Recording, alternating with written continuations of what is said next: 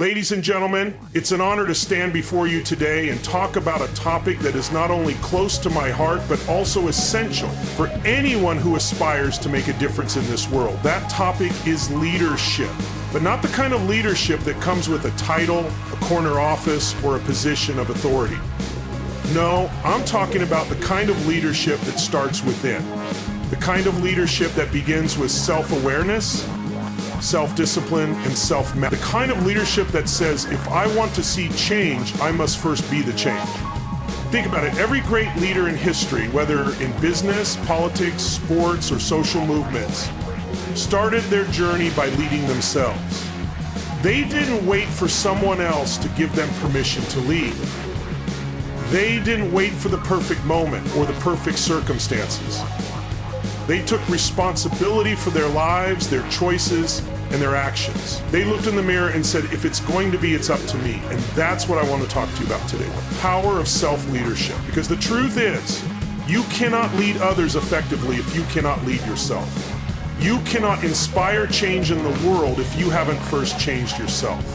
You cannot create a better future if you're not willing to grow into the person capable of building it. So, today I want to challenge you to look within, to ask yourself, am I leading myself well? Am I living in alignment with my values? Am I being the example I want others to follow? Because leadership starts with you. It starts with the small, daily choices you make. It starts with the way you treat yourself and others. It starts with the courage to take ownership of your life and the commitment to grow into the best version of yourself. Self-awareness is the cornerstone of effective leadership. It is the ability to understand your emotions, strengths, weaknesses, values, and motivations. Without self-awareness, you cannot lead yourself, let alone others. It's like trying to navigate a ship without a compass. You might move, but you'll likely drift aimlessly. Self-awareness begins with introspection. Take time to reflect on your life, your choices, and your behaviors. Ask yourself questions like, what are my core values? What drives me? What are my natural talents and where do I struggle? What are my emotional triggers and how do I respond to stress or conflict? Journaling, meditation, and seeking feedback from trusted mentors or peers can help you gain clarity. Understanding your strengths allows you to leverage them effectively. For example, if you're naturally empathetic, you can use that strength to build strong relationships and foster collaboration. On the other hand, knowing your weaknesses helps you identify areas for growth. If you struggle with time management, you can invest in tools or training to improve. Self-awareness also involves recognizing how your actions impact others. Leaders who lack self-awareness often unintentionally create friction or misunderstandings. For instance, if you're unaware of your tendency to interrupt others, you might come across as dismissive or arrogant. By contrast, self-aware leaders are attuned to their behavior and its effects, enabling them to adjust and connect more effectively. Moreover, self-awareness fosters emotional intelligence, a critical skill for leadership. Emotional intelligence involves recognizing and managing your emotions and understanding the emotions of others. It allows you to remain calm under pressure, resolve conflicts constructively, and inspire trust and confidence in your team. In practical terms, developing self-awareness requires ongoing effort. It's not a one-time exercise, but a lifelong journey. Regularly seek feedback, reflect on your experiences, and be open to growth. Remember, self-awareness is not about being perfect, it's about being honest with yourself and committed to improvement. When you lead with self-awareness, you set a powerful example for others. You demonstrate that leadership is not about having all the answers, but about being willing to learn, grow, and adapt. You show that true leadership starts with understanding and leading yourself. Take responsibility for your life. Leadership begins with taking full responsibility for your life. This means owning your choices, actions, and outcomes, rather than blaming external circumstances or other people. It's about shifting from a mindset of victimhood to one of empowerment. Many people fall into the trap of blaming others for their problems. They say things like, my boss doesn't appreciate me, the economy is holding me back, or I didn't have the same opportunities as others. While these statements may contain some truth, they disempower you. They place control of your life in someone else's hands. Taking responsibility, on the other hand, puts you in the driver's seat. It means acknowledging that regardless of your circumstances, you have the power to choose how you respond. Viktor Frankl, a Holocaust survivor and psychologist, famously said, "Between stimulus and response, there is a space. In that space is our power to choose our response. In our response lies our growth and our freedom." For example, if you're passed over for a promotion, instead of blaming your boss or feeling defeated, you can take responsibility by asking, what can I learn from this experience? How can I improve my skills or performance? What steps can I take to position myself for future opportunities? Taking responsibility also means holding yourself accountable for your goals and commitments.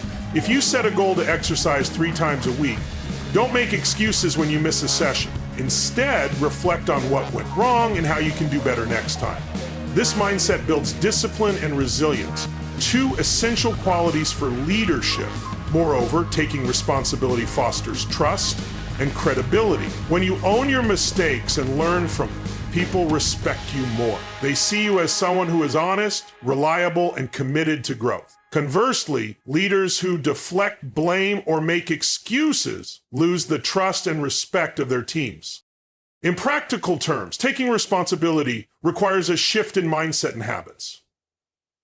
Start by catching yourself when you're tempted to blame others or make excuses. Replace those thoughts with empowering questions like, what can I do to improve this situation? Or how can I take ownership of this challenge? Remember, leadership is not about controlling everything that happens to you, it's about controlling how you respond. When you take responsibility for your life, you demonstrate the kind of leadership that inspires others to do the same. Leadership is not about telling others what to do, it's about showing them how to do it. People are far more influenced by actions than by words. If you want to inspire change, you must embody the change you wish to see. Being the example means living in alignment with your values and principles. If you value honesty, be honest in all your dealings. If you value hard work, demonstrate it through your action. Your behavior sets the standard for others to follow. For instance, if you're a manager who wants your team to be punctual, make sure you're always on time. If you want your team to embrace innovation, be the first to experiment with new ideas. Your actions send a powerful message about what's important and what's acceptable. Being the example also means leading with integrity. Integrity is about doing the right thing even when no one is watching. It's about being consistent in your words and actions. It's about being consistent in your words and actions. Leaders who lack integrity lose the trust and respect of their teams, while those who lead with integrity inspire loyalty and commitment. Moreover, being the example requires humility. It's about admitting when you're wrong, apologizing when necessary, and being open to feedback. Humble leaders create an environment where others feel safe to take risks, make mistakes, and grow. In practical terms, being the example starts with self-reflection. Ask yourself, am I living in alignment with my values? Am I modeling the behavior I want to see in others? If the answer is no, take steps to realign your actions with your principles. Remember, leadership is not about perfection, it's about authenticity. When you lead by example, you show others that it's possible to strive for excellence while remaining true to yourself. Integrity is the bedrock of leadership.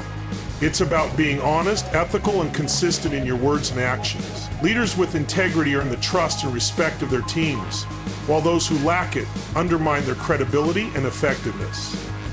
Integrity starts with self-awareness. It's about knowing your values and principles and committing to live by them, even when it's difficult. For example, if you value fairness, you must ensure that your decisions are unbiased and just, even if it means making unpopular choices. Integrity also involves transparency. Be open and honest in your communication. If you make a mistake, admit it. If you don't know the answer, say so. People respect leaders who are genuine and transparent, not those who pretend to have all the answers. Moreover, integrity requires consistency. Your words and actions should align, and your behavior should be predictable. Inconsistent leaders create confusion and mistrust, while consistent leaders build confidence and stability. In practical terms, leading with integrity means making ethical decisions, even when it's inconvenient or costly. It means standing up for what's right, even when it's unpopular. It means being true to your word and following through on your commitments. Remember, integrity is not just about doing the right thing when others are watching. It's about doing the right thing, period. When you lead with integrity, you set a standard of excellence that inspires others to do the same. Discipline is the bridge between goals and accomplishment. It's the ability to stay focused, consistent, and committed, even when faced with distractions or challenges. Without discipline, even the most talented individuals fail to reach their full potential. Discipline starts with setting clear goals. Know what you want to achieve and why it matters. Break your goals into smaller, actionable steps and create a plan to achieve them. For example, if your goal is to write a book, set a daily word count target and stick to it. Discipline also involves creating habits. Habits are automatic behaviors that require little conscious effort. By developing positive habits, you can make progress toward your goals without relying solely on willpower. For instance, if you want to exercise regularly, schedule your workouts at the same time each day. Moreover, discipline requires resilience. There will be times when you feel unmotivated or face setbacks. During these times, discipline keeps you going. It's about doing what needs to be done, even when you don't feel like it. In practical terms, cultivating discipline involves creating a structured routine, eliminating distractions, and holding yourself accountable. Use tools like to-do lists, calendars, and progress trackers to stay on track. Remember, discipline is not about being perfect, it's about being consistent. When you cultivate discipline, you build the momentum needed to achieve your goals and lead effectively. Leadership is not a destination, it's a journey of continuous growth and self-improvement. To lead effectively, you must commit to lifelong learning and personal development. This means being open to new ideas, seeking feedback, and constantly challenging yourself to grow. Embracing growth starts with the growth mindset, a concept popularized by psychologist Carol Dweck. A growth mindset is the belief that your abilities and intelligence can be developed through effort, learning, and persistence. It's the opposite of a fixed mindset, which assumes that your talents and capabilities are static.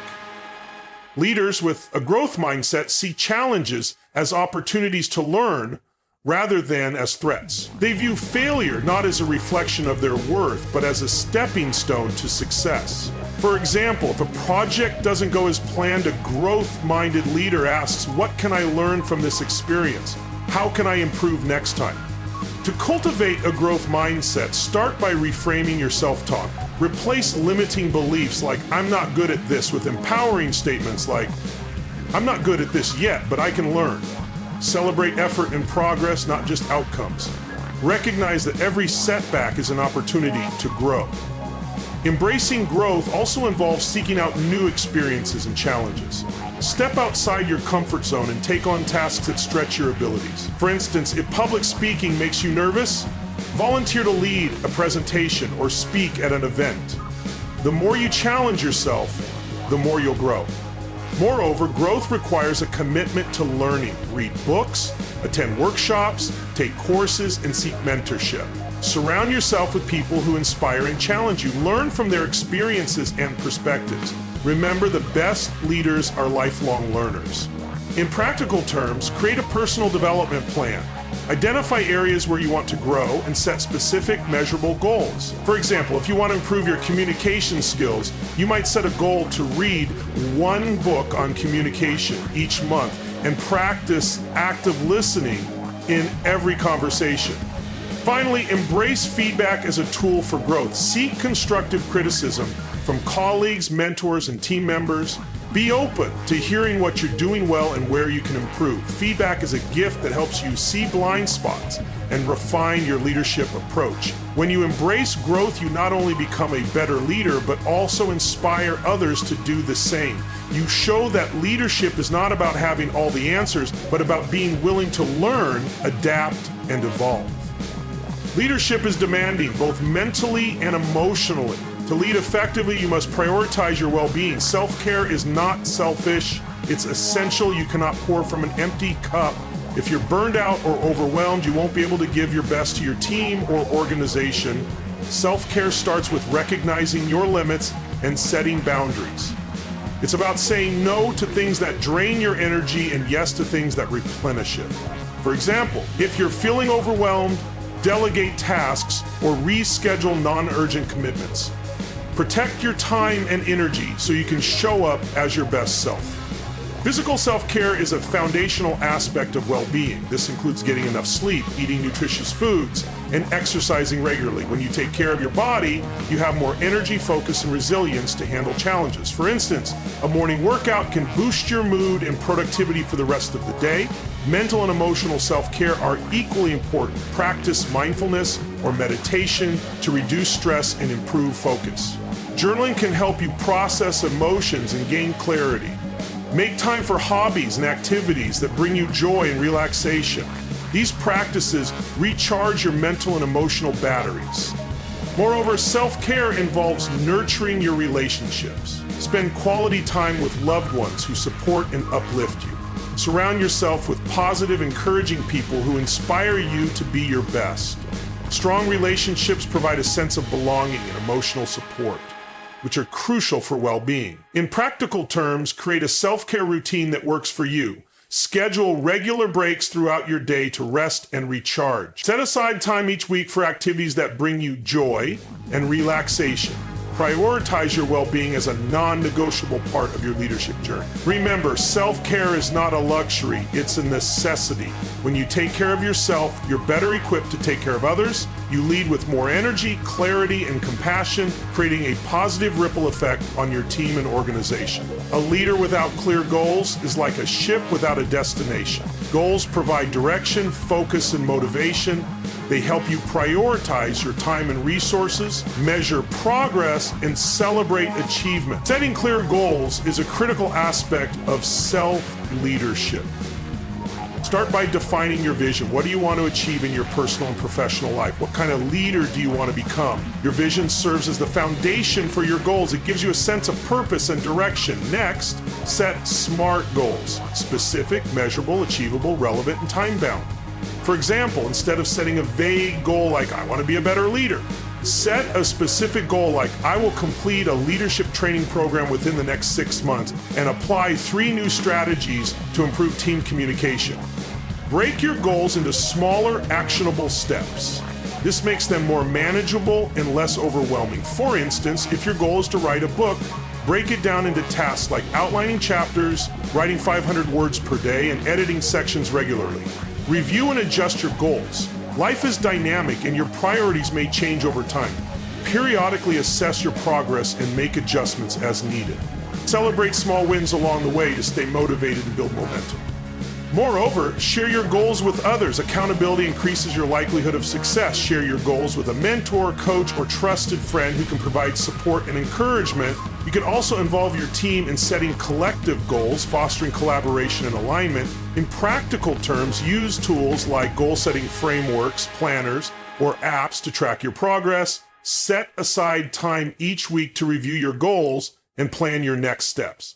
Stay focused on what matters most and avoid distractions that don't align with your goals. Remember, goals give you a roadmap for success. When you set clear goals, you take control of your leadership journey and create a path to achieve your vision. Resilience is the ability to bounce back from setbacks, adapt to change, and keep moving forward. It's a critical skill for leaders as challenges and failures are inevitable. Resilient leaders inspire confidence and stability, even in the face of adversity. Resilience starts with mindset. It's about viewing challenges as opportunities for growth rather than as insurmountable obstacles. For example, if a project fails, a resilient leader focuses on what can be learned rather than dwelling on the failure. They ask, what went wrong and how can we improve next time? Building resilience also involves managing stress and emotions. Practice techniques like deep breathing, mindfulness, or journaling to stay calm and focused under pressure. Develop healthy coping mechanisms, such as exercise or spending time in nature, to recharge your energy. Moreover, resilience requires a strong support system. Surround yourself with people who encourage and uplift you. Seek mentorship and guidance from those who have faced similar challenges. Lean on your team and collaborate to find solutions. Humility is a hallmark of great leadership. It's the ability to recognize your strengths and weaknesses, acknowledge the contributions of others, and remain open to learning. Humble leaders inspire loyalty, respect, and collaboration. Humility starts with self-awareness. Recognize that you don't have all the answers and that leadership is a team effort. For example, if a team member suggests a better approach, be open to their idea and give credit where it's due. This shows that you value their expertise and perspective. Acknowledge your mistakes and learn from them. When you make a wrong decision, admit it and take steps to correct it. For instance, if a project fails due to poor planning, apologize to your team and involve them in creating a better plan for the future. This demonstrates accountability and a commitment to growth. Moreover, humility involves serving others. Put the needs of your team and organization above your own. For example, if your team is working late to meet a deadline, stay and support them rather than leaving early. This shows that you're willing to roll up your sleeves and lead by example. In practical terms, practice humility by seeking feedback and learning from others. Surround yourself with people who challenge and inspire you. Share credit for successes and take responsibility for failures. Stay grounded and focused on your purpose. Remember, humility is not about downplaying your achievements, but about recognizing that leadership is a collective effort. When you stay humble, you create a culture of respect, collaboration, and continuous improvement. In practical terms, develop resilience by embracing challenges and learning from failures. Take calculated risks and step outside your comfort zone. Reflect on past experiences where you overcame adversity and draw strength from them. Remember, resilience is not about avoiding difficulties, it's about navigating them with courage and determination. When you develop resilience, you inspire others to do the same, creating a culture of perseverance and growth. In a rapidly changing world, adaptability is a key leadership skill. It's the ability to adjust to new circumstances, embrace change, and find opportunities in uncertainty. Leaders who are adaptable thrive in dynamic environments and inspire their teams to do the same. Adaptability starts with a flexible mindset. Be open to new ideas, perspectives, and approaches. Challenge your assumptions and be willing to pivot when necessary. For example, if a strategy isn't working, be willing to try something new rather than sticking to the status quo. Develop problem-solving skills to navigate change effectively. Break down complex challenges into smaller, manageable parts and explore creative solutions. Encourage your team to think outside the box and experiment with new ideas. Moreover, adaptability involves staying informed and proactive. Keep up with industry trends, technological advancements, and global developments. Anticipate potential changes and prepare accordingly. For instance, if you foresee a shift in market demand, start exploring new products or services. In practical terms, practice adaptability by embracing change in your daily life. Take on new projects, learn new skills, or explore different perspectives. Encourage a culture of innovation and experimentation within your team. Remember, adaptability is not about reacting to change, it's about proactively embracing it. When you lead with adaptability, you create a resilient and forward-thinking organization. Trust is the foundation of strong relationships and effective leadership. Without trust, teams cannot collaborate, innovate, or achieve their full potential. Building trust requires consistency, honesty, and transparency. Trust starts with integrity. Be true to your word and follow through on your commitments. If you promise to do something, do it. If you make a mistake, own it. For example, if you miss a deadline, apologize and take steps to make it right. This shows that you're reliable and accountable. Transparency is another key component of trust. Share information openly and honestly, even when it's difficult. For instance, if your organization is facing challenges, communicate this to your team and involve them in finding solutions. This fosters a sense of inclusion and shared responsibility. Empathy also builds trust. Show genuine care and concern for your team members. Take the time to understand their perspectives, challenges, and ask. For example, if a team member is struggling, Offer support and ask how you can help. This creates a sense of psychological safety where people feel comfortable being themselves. Moreover, trust is built through consistency. Be predictable in your actions and decisions. Avoid favoritism or arbitrary changes in direction. For instance, if you set a policy, apply it fairly to everyone. This creates a sense of fairness and stability. In practical terms, build trust by being present and accessible. Make time for one-on-one conversations and team meetings. Show appreciation for your team's efforts and celebrate their successes. Address conflicts promptly and constructively to prevent erosion of trust. Remember, trust takes time to build but can be lost in an instant. When you prioritize trust, you create a culture of openness, collaboration, and mutual respect. You empower your team to take risks, share ideas, and achieve extraordinary results. Leadership is about taking action and creating opportunities. It's about stepping up, even when it's uncomfortable or uncertain. Leaders who take initiative inspire others to do the same and drive positive change. Taking initiative starts with a proactive mindset. Don't wait for permission or perfect conditions. Identify opportunities and act on them. For example, if you notice a gap in your organization's processes, propose a solution and take the lead in implementing it. This shows that you're resourceful and committed to improvement. Be willing to take risks. Leadership often involves stepping into the unknown and making decisions with incomplete information. Trust your instincts and learn from the outcomes. For instance, if you're considering a new business strategy, gather as much data as possible. But don't let fear of failure paralyze you. Moreover, taking initiative involves being a problem solver. Look for ways to address challenges and add value. For example, if your team is struggling with communication, introduce tools or practices to improve it. This demonstrates your commitment to creating a better work environment. In practical terms, take initiative by setting goals and pursuing them with determination. Be resourceful and creative in finding solutions. Encourage your team to take ownership of their work and contribute ideas.